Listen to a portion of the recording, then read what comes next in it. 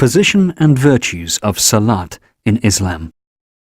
The prayer, Salat, is undeniably the greatest and most exalted act of worship.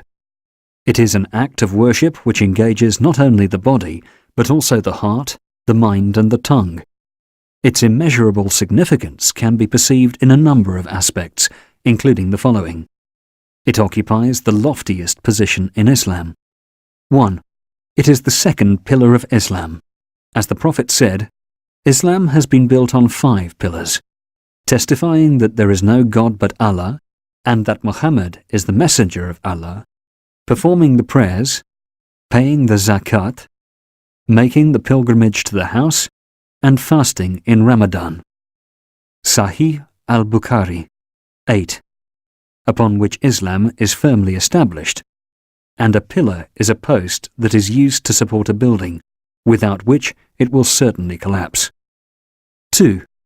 Textual evidence from the Quran and the Prophet's traditions considers performance of the prayer to be the act which distinguishes Muslims from non-Muslims. The Prophet said, "What makes a person become an unbeliever or a polytheist is his abandonment of the prayer."